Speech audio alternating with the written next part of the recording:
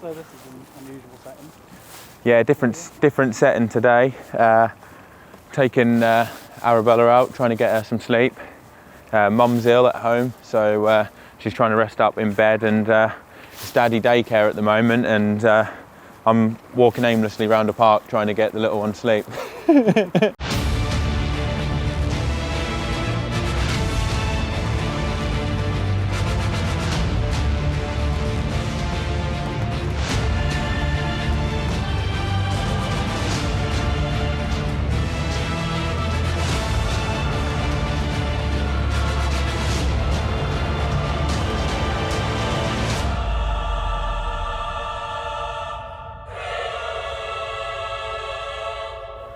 So the IRONMAN Pro Series is a new thing that started, and it's going to consist of your top 5 70.3 and Ironman events.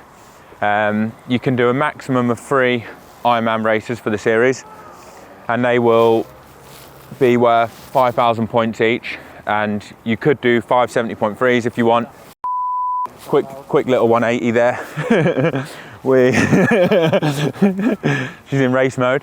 Max Verstappen, but yeah, no, you can use up to 5 70.3s if you wanted to for it, but you only get 50% of the points for a 70.3. So if you want to win the IRONMAN Pro Series, you're going to have to do 3 Ironman events and 2 70.3s, which is fantastic for me because, as you guys know, I'm an Ironman athlete. That's my speciality. So 3 Ironmans and 2 70.3s would be what you would need to get the max amount of points, but you might need to do a 4th Ironman if you had a bad score in one of the 3 Ironmans that you did to replace the points. And then other than that, you get 6,000 points for a full distance, whereas your 6,000 points for a full distance world champs, so in Kona, and you get 3,000 points for the 70.3 world champs. Every second you're down behind the leader is 1 point deducted. So it doesn't matter what position you come, it's all about, if you don't win, being as close to the leader as you can. And then the athlete with the top points at the end of the season will get $200,000. There's 18 events you can pick from, and basically the calendar's all out now. Starts at Oceanside at the start of April, and it concludes with 70.3 Worlds in December. And like I say, there's 18 events between that time frame that you can pick and try and get as many points as you can, and the winners get some extra.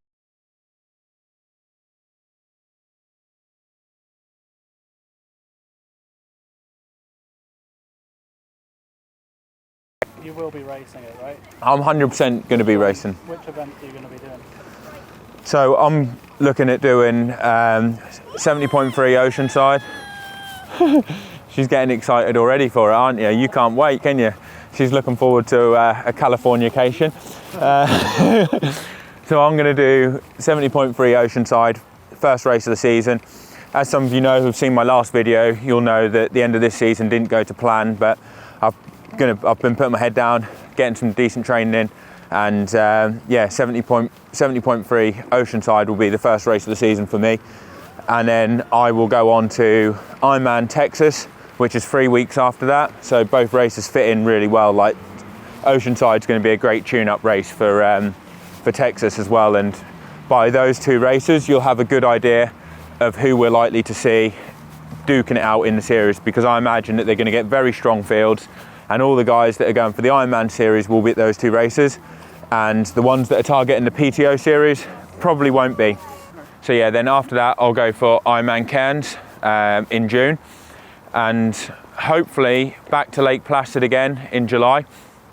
And that would be the first part of my season, 4 events. Hopefully I'll have done well. If I do well at the long distance ones there, that will have taken care of all them. And then it will give me the option when I do Kona in October to potentially change that for a lower scoring full distance race. And that should be a really good way for me to maximize my points. I would also like to qualify for 70.3 Worlds in December, and I'm hoping to qualify for that. Bloody hell, losing where I am now. Hoping there's too many races. Hoping to qualify for that at Oceanside, because 70.3 Worlds is a higher scoring event, and I've kind of done a bit of the maths, and I can finish, if I finish within 8 minutes and 20 seconds at 70.3 Worlds, it's as many points as winning a normal 70.3 event. So it's a great opportunity to score races and to neutralise potentially losing points to someone who's won a 70.3 at another event.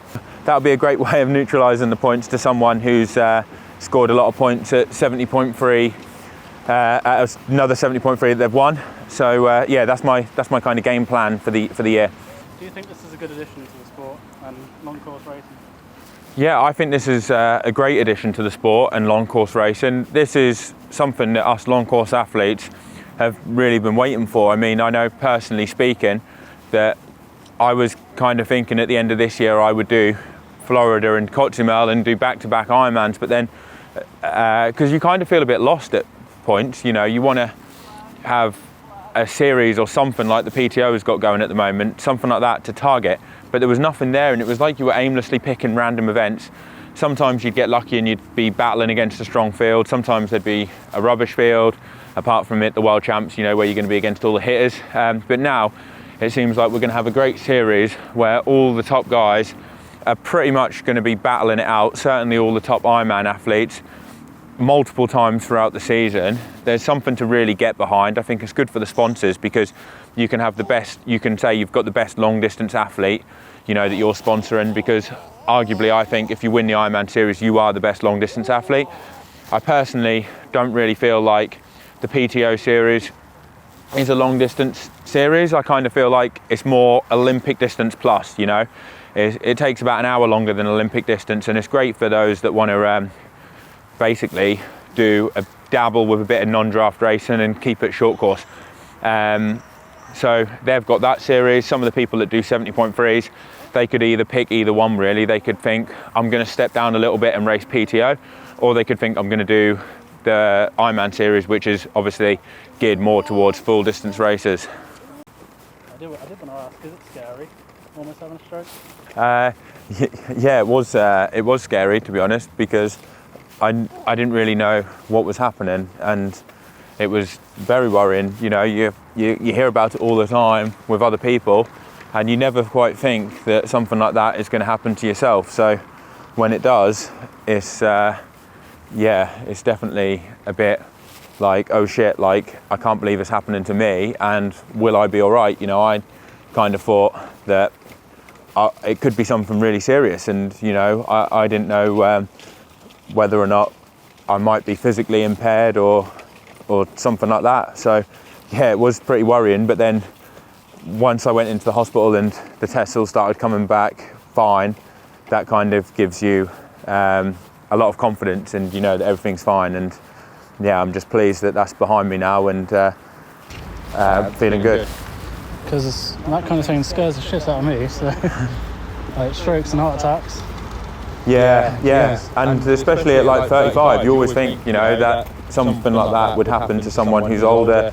Someone like you as well, like you're just, like super healthy and fit and everything. Yeah, like I've never smoked in my life. I hadn't had a drink really. I'd only had one drink, I think, since the beer mile at Nice. You know, I hadn't really been drinking anything. So yeah, it was totally out of character. I'd been eating really healthily. Training had been going really well. So never, guys, take anything for granted, and it really makes you think that, you know, everything can be going well. You can be looking after your body as good as you can, and then before you know it, you end up having something like that happen to you, and it makes you think, oh shit, you know, like don't not do what you want to do in life, because at any point it could be taken from you, and you might never get the opportunity to do it. So, you know, it definitely, it's always cheesy when people say stuff like that, but until something like that happens to you, you know, you don't really think about it. But I would say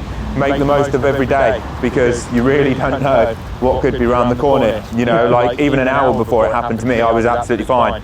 Then an hour later, I'm in hospital and I'm spending the night there, and I'm getting CT scans and everything. So, yeah, make the most of life, guys. Yeah, it's crazy. It's just crazy. How's your training been going? So since the stroke, or mini stroke, or whatever? Yeah, training's been going really well. Took a few days really easy where I didn't really do anything, to be honest, initially after it happened, and then just ticked over to start off with, doing a few little sessions, and then I kind of wanted to have a break anyway, so didn't really do much for the first 10 days, you know, like, yeah, the odd session here, the odd session there. And then after a few weeks, got back into like proper training. I felt good. I never had anything negative come up while I was training that would indicate that there's some long-term effects or nothing, and I've been feeling really good. I'd say it's been going as good as I'd hoped, really, like as good as in other seasons, you know, when I've got back into winter training. Probably better than other seasons because I didn't finish the season with an Ironman in like screwed. I actually finished the season while I was feeling quite fresh, other than what happened, which was just totally random. So yeah, I would actually say it's probably beneficial in terms of how I'll feel next year, because I'm starting the winter a lot fitter than what I have done. But yeah, I'm starting the winter a lot fitter than what I have done. I'm not in a hole, and I've been able to get back into training feeling good and hitting some decent sessions, decent numbers. Everything's looking good.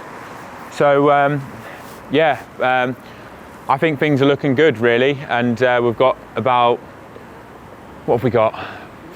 Maybe like 18 weeks until Oceanside. So yeah, like hopefully things will keep progressing the way they are. Little one's just finally fell asleep. She was fighting it, and now she's gone. So yeah, it's looking good anyway with on the training front. So this is obviously like quite a long time between races for you. Is it normal to have that long of a time, or? This is probably one of the longest times I've had between races, to be honest, because in the past I've always raced in November, something like that, or certainly at the latest October. So it's always been October, November would be when I'd had my last race of the season.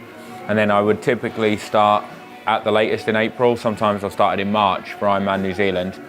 But if you look at when my last race was, my last Ironman was actually Nice, September the 10th. So really, that would have been my last race of the season. So it's basically 7 months between triathlons it'll be, which, yeah, that is absolutely huge for me. Like, I've never gone that long.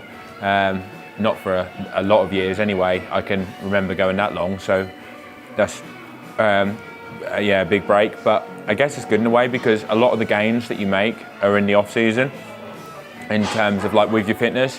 When you're racing and you're in the season, it's more like you get to a peak and then you do a race and you have a good performance, and then you recover.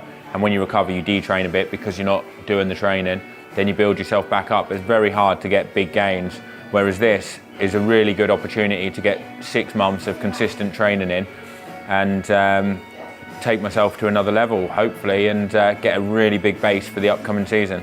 So, did you touch on like how are the World Championships different now? Are they different, or is it just like?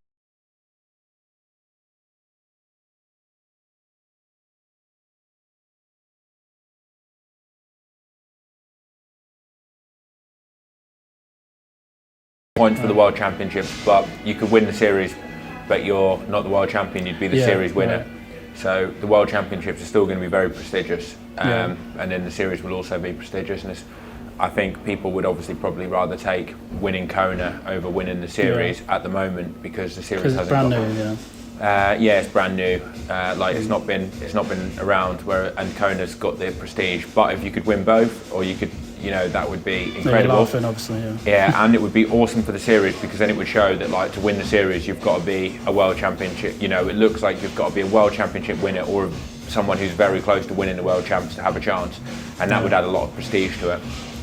I did notice there's a lot of wine all around here, all behind me as well. Are you much of a wine guy? I'm not really much of a wine guy, to be honest, guys. Like,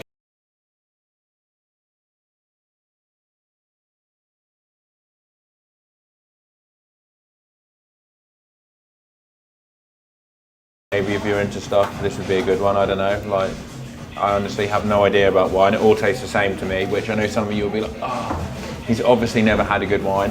And flipping heck, I'm wrecking the joint now. So don't drop it on camera. Yeah, I've tried like some wines before, and they don't really do it for me. If anyone knows any suggestions that might do, I'm more than welcome. But, you know, while I may not be a wine drinker, I am a good beer mile drinker. Yeah. Yeah, you're faster in the beer mile.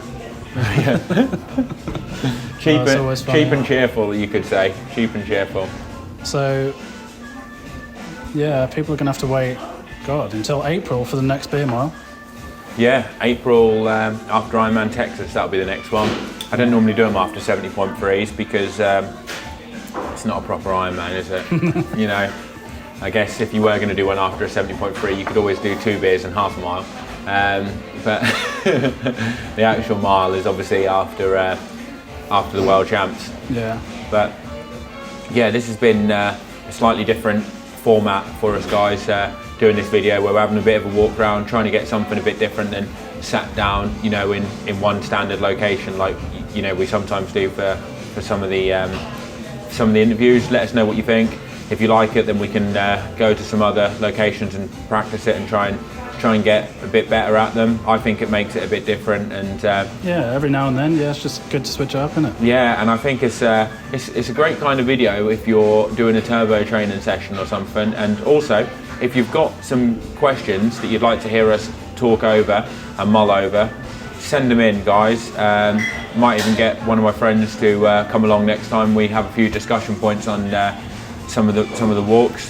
Could be good to even get someone else on and feature someone else on the videos and ask them some questions while we go out. I've seen other people do this with people, like, you know, and it makes quite good content, I find. So if you've got any questions, got any ideas for people that would be up for it, let us know, and we can make it happen. We're willing to do it, aren't we, Tyler? Yeah. I did want to say, obviously a really disappointing performance at Nice, and now this. Do you just feel like you're having just endless bad luck? How are you staying so optimistic? Like, I can't believe it personally, but it is very disappointing, but it gets to a point where you have so much bad luck that you kind of think it can't get any worse, can it? You know, it's like a roller coaster. You go to the top of the tracks and you have this awesome downhill, really, really fun. You're at the bottom. You can't go any lower, you know, like the only way is up, and I'm just passing it off as a bad year. And I think that was what made it easier to turn the corner on Florida, like missing Florida and not doing any more races. It was just like, it has been a shit year. I'm happy to just turn a corner on this and move on. And like, it's been I say a shit year, it's been a shit year in terms of sport. Like in other things, it's been great. Like obviously got a daughter in there, like, yeah, and maybe that's why you're so happy. yeah, maybe, yeah. I mean, it is disappointing in terms of the racing, but one thing that I do take confidence from is I've been in some of my best form this year from what I've seen, what I've done. I wouldn't say in training sessions, like it is in training, but I know some people take it the wrong end and they think, oh, he's obviously smashing himself to pieces in training, not doing it on the race day. It's bollocks. Like, I've done training like how I always have, and I take confidence from my heart rate, perceived effort, and the paces that I go, not just whether or not I'm smashing myself. It's a whole, there's loads of different things that I look to measure on fitness, and it's about how comfortable certain paces are as well.